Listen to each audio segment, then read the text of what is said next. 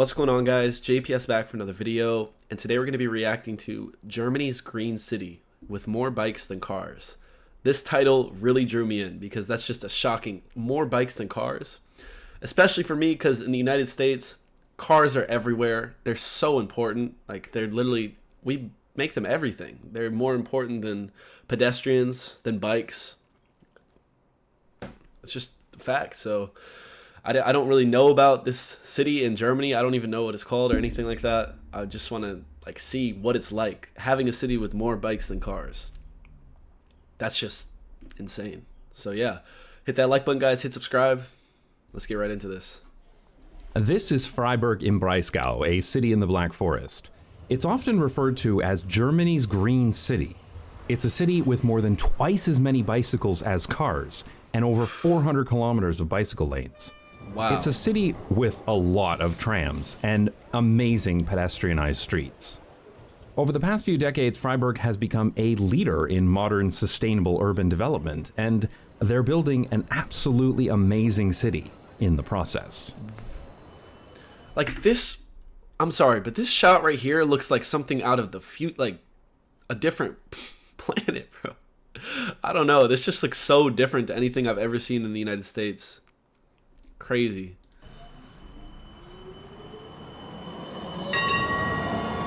Germany is well known for its car industry and autobahns, but Freiburg is different. This is a city where cars do not rule.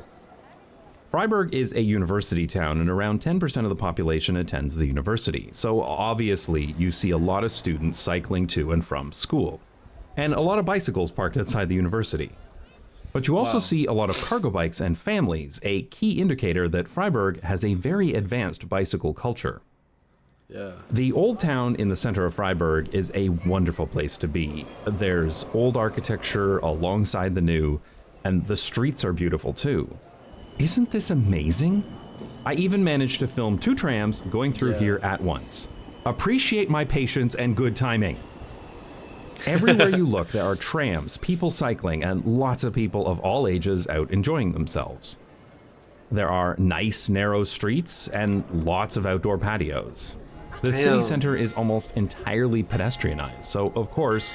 I can't wait to come back to Germany this summer. I just had to say it. This is just so beautiful. I just want to go back right now. It's amazing. It's very quiet. Yet another reminder that cities aren't loud, cars are loud. And when you do see the occasional car, it looks comically out of place with so many people around.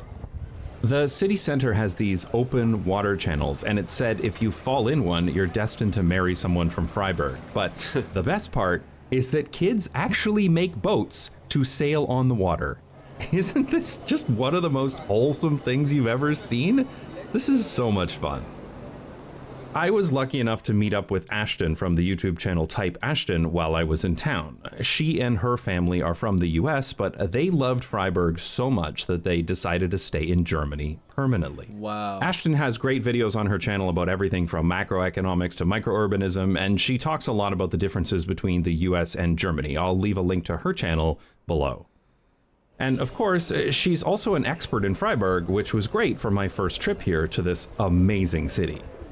Seriously, the Freiburg Old Town is one of the nicest places I've ever been to.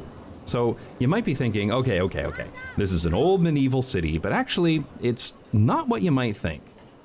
Sure, Freiburg was originally founded in the year 1120. But most of Freiburg was leveled in World War II, which was the case for many cities in Europe, of course. Yep. But what was truly unique about Freiburg is that when they rebuilt it, they made it similar to what it used to be instead of being rebuilt for cars. So remarkably, pretty much everything you see here is less than 75 years old. Unfortunately, the rest of the city was not so lucky.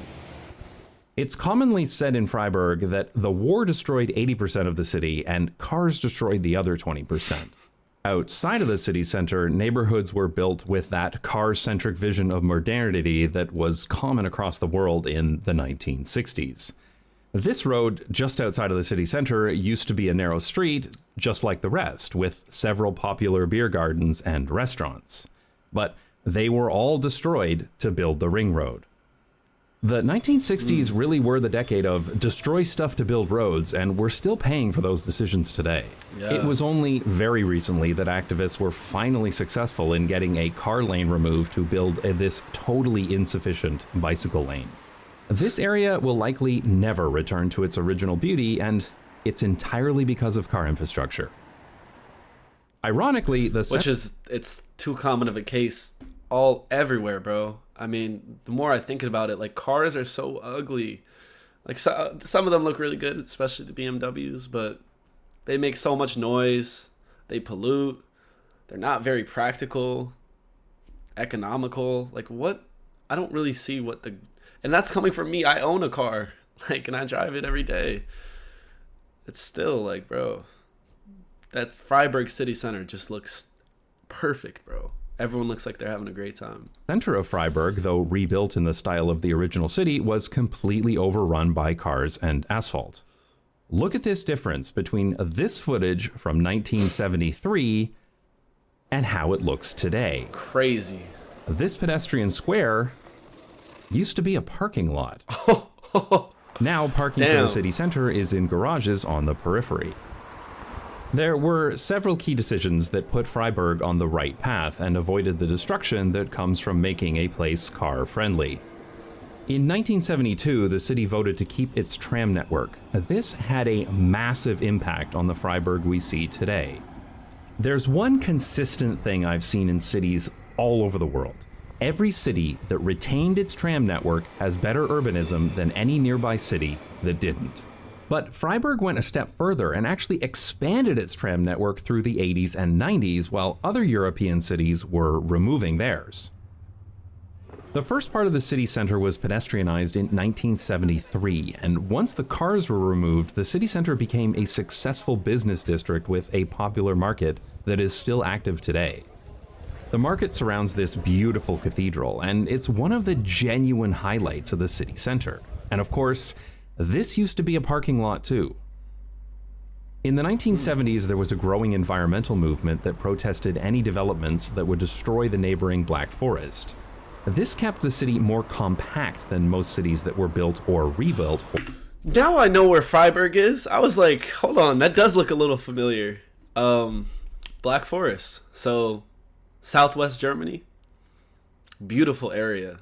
Beautiful area. You're right there next to France too. Okay, because I saw these hills in the background, and I don't know what these trees are, but this just reminds me of Black Forest. This like right here, it looms in the darkness. Whatever's in the forest, like there has to be something in that forest. This kept the city more compact than most cities that were built or rebuilt for the automobile after the war.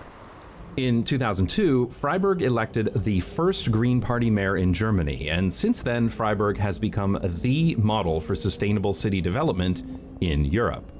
One great example of this is Voban, a suburb completed in the early 2000s that was designed to be environmentally friendly from the start. The buildings here were built to a very high energy efficiency standard, and you see solar panels on roofs and balconies all over the neighborhood. Some of these buildings even generate more energy than they consume. The neighborhood was built on the location of a former military base, and some of the apartments were built from the original barracks. One really unique element is that many of these apartment buildings are collectively owned. A group of people would come together and build an apartment building themselves instead of buying units from a developer. Today, the majority of residents in Voban live in housing cooperatives or social housing developments. When Voban was first built, only about half of households owned a car, but remarkably, that number has actually decreased, especially after the tram line was completed in 2006. Today, the vast majority of households in Voban do not have a car, and there are only about 170 motor vehicles per 1,000 inhabitants. I wonder if these old clunkers count towards that number. You don't have to walk around very long to realize that a lot of people get around here by cycling, even though this is a suburb on the edge of the city. The neighborhood makes extensive use of modal filters, allowing people walking or cycling to pass through while being off limits to cars. This is exactly the same method that the Netherlands uses to discourage car traffic, especially through traffic in residential neighborhoods. This makes the streets of Voban very safe for children, and you see lots of kids out on their own. Because now that I think about it, like in terms of safety, one of the biggest things that parents worry about with kids is like them going out into the street and getting hit by a car, or them playing with the ball, or like things like that. That's one of the biggest, I feel like, dangers, especially in the United States, because in residential neighborhoods you'll have people flying through with their cars and all types of that. We don't really have these preventative measures to discourage vehicles coming through, especially residential neighborhoods. So that knowing that there's a car can't even come down the street is like amazing peace of mind, and that gives the children so much more freedom to do what they should be doing, out on the street, exercising, outside, playing. Instead, I don't know what we're doing over here, bro. It's not natural. And some of the streets here are designated as play streets. Oh, what? This neighborhood has one of the highest percentage of children in all of Germany, which isn't that surprising because places without cars are better for kids. Yep. Voban is also very well served by transit. On the west side is a transit station with tram and bus stops connecting residents to other parts of the city. But the tram line also runs along the whole side of the neighborhood, making it easily accessible to everyone who lives here. This should be the model used to design new suburbs everywhere. Unfortunately, not all neighborhoods in Freiburg are as well designed as Voban. So you'll see other districts with streets lined with parked cars. And it always annoys me when cars are supposed to be parked on the sidewalk. Because while Freiburg spent only a few decades building car-centric infrastructure, those places still remain, as it takes many decades to repair that kind of damage. But you can see some of those repairs taking place, with extra space being given back to people who walk and cycle. There is, of course, a lot of bicycle infrastructure in Freiburg, including many curb-protected bicycle paths. Unfortunately, even major intersections are totally unprotected, designed in the Copenhagen style as opposed to using much safer Dutch designs. And there are still many painted bicycle gutters and dangerous merge lanes on busy roads.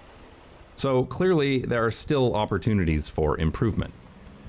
Of course. But many of the streets in Freiburg have so little car traffic that dedicated bicycle infrastructure is not required. Wow. And some of these have been designated as bicycle streets, where people cycling can use the whole street and drivers need to yield to bikes. And it's always great to see parking spaces converted to outdoor seating for local restaurants.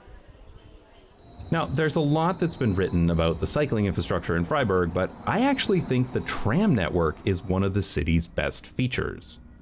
Freiburg refers to its tram system as a Stadtbahn instead of a Straßenbahn, the usual German word for tram. This is because they consider it to be better, with separated tracks, traffic light priority, and a higher average speed than most tram systems. The trams in Freiburg are very modern, with level boarding at tram stops, making the system very accessible, though there are still some older trams that have yet to be replaced. The tram network covers most of the city and even goes out to several suburbs. And the current planning rules state that new housing cannot be built unless it's within walking distance of a tram line. I didn't even cycle. That's an amazing rule right there, because then you're taking out even the possibility of, well, obviously there's always a possibility the car will be a necessity for someone, but like, if you don't have it, like in the United States, for example, we're building suburbs that are nowhere near any type of public transportation, so it's a necessity. That's such a great rule to enforce, especially with the city. While I was in Freiburg, because if I have a choice between cycling and taking a tram, I will take a tram. I was able to get everywhere I wanted to go, and I never had to wait very long for a tram either. Because the trams have a signal priority and a dedicated lane for most of their routes, getting around by tram is extremely quick and efficient. And there are so many grassy tram tracks here. I love grassy tram tracks. That is also, pretty cool. I like the new tram and bus station at Europaplatz, with chargers for the electric buses.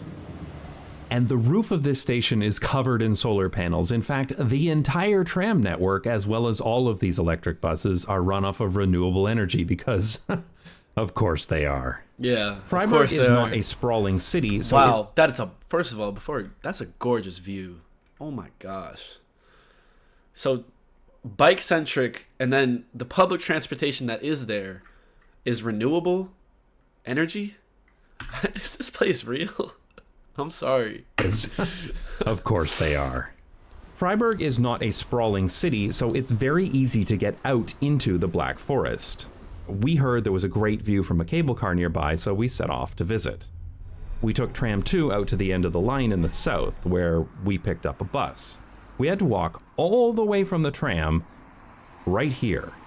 This is so great.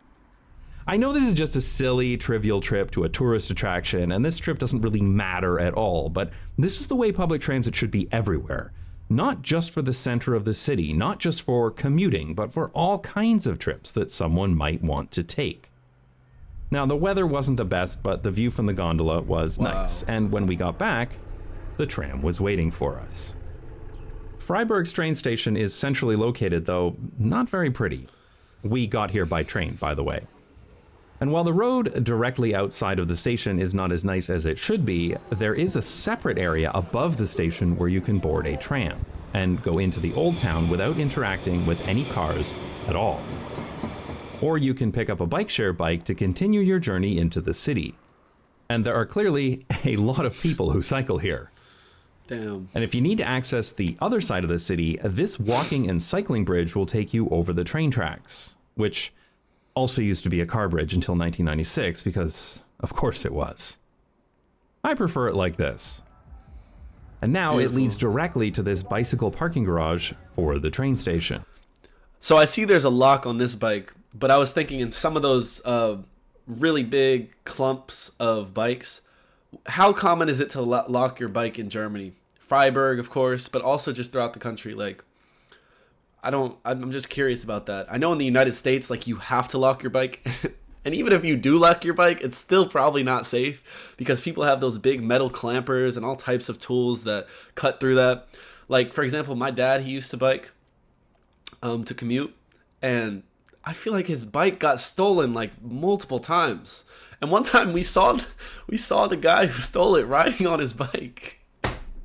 But like my dad, he used bike locks. He did all that, and still it doesn't matter because in the United States, like, there's just a lot of theft. So is there an honor? Like, are you allowed to just leave your bike out there and no one will touch it? Because I remember this story when I was in Munich last summer. I had like this travel guide, and she said that she left her backpack in Munich city center for 3 hours on the sidewalk, and it was still there. That's just so shocking to me because in the United States, like, if you leave something out, especially in a very public and populated area, it's gone. Like, it's gone. There's no ifs, ands, or someone is grabbing that for the most part. Now, of course, there's still good people and all that, but like, most likely it's gone. So I was just curious about that because I see some of the bikes have locks, but I couldn't tell if some of them had locks and where there was a bunch of bikes. Freiburg is a highly desirable city that is sustainable both environmentally and financially, and with great public transport. It's a beautiful place that's safe for children, accessible to all kinds of people, and enjoyable to be in. And yet, it's not thousands of years old. Every one of us probably knows someone who is older than the Freiburg city center, which really does make you wonder, why can't we build more places like this? Yeah. It's not like it's lost knowledge. We know how to build like this, and we know people like being in places like this. This is what the sustainable city of the future should look like. Not a place with wide roads and self-driving cars, but a human-sized city with clean and efficient public transportation and streets that are safe enough for everyone.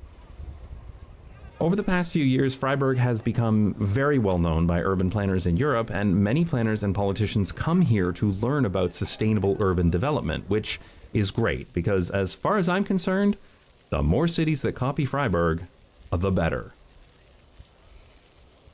If you're a fan of car-free places, you might enjoy my video about Zermatt, a car-free town in the Swiss Alps.